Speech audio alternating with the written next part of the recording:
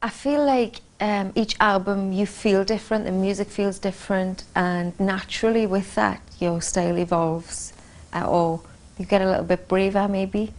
Well, I have got braver on this album because I've gone for complete pattern clashes, which goes against all the rules.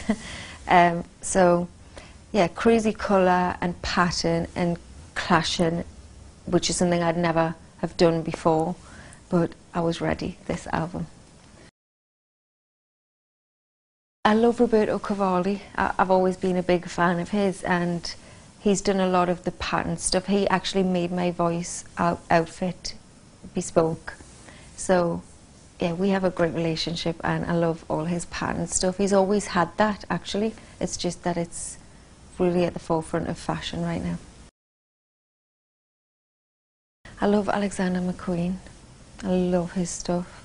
Always do. Even if I don't know what's coming on the catwalk, whenever I see his stuff, I'm like, oh my God, I love that. And someone always says, yeah, of course you do. It's Alexander McQueen, you know.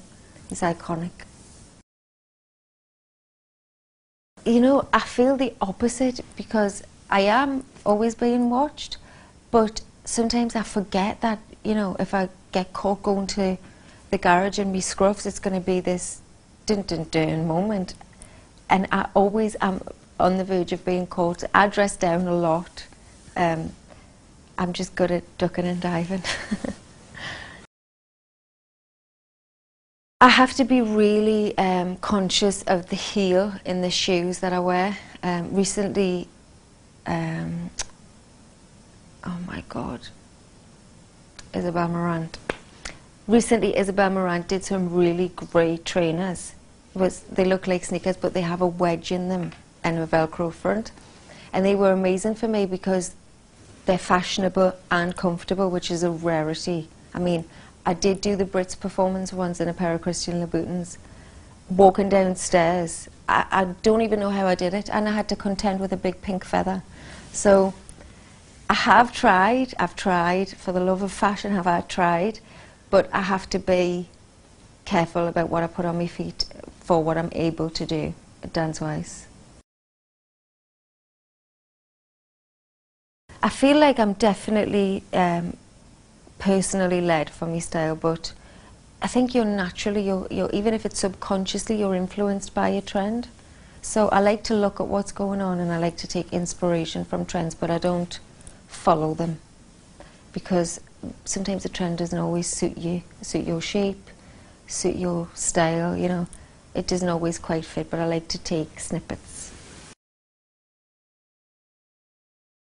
Growing up, I was always quite tomboy in my teens. I wasn't aware of fashion, or I wasn't that femininely dressed. I was always quite girly, but I dressed quite tomboy because I loved TLC and I loved the hip hop scene, you know. I liked the baggy jeans with the Timberlands and the vest and the cap, and I thought I was kind of cool like that. So it wasn't until late teens, until I got into the group really, and I seen what a glamorous woman was really like, that I was like, wow. I loved glamour and I loved gorgeous women and how clothes made them look, that I was then taken by clothes, but it wasn't really till later on in my life. You know, it's interesting because I was sick on the last Vogue cover, but it's actually my favourite. I like how it looks, but I don't like how I felt. We need to do a new one. We should do a new one and have fresh feelings.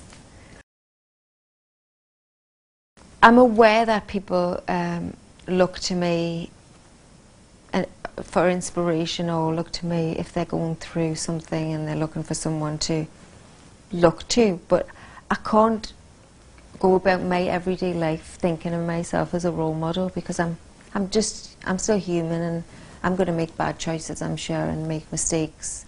I already have, and I'm sure there's more to come.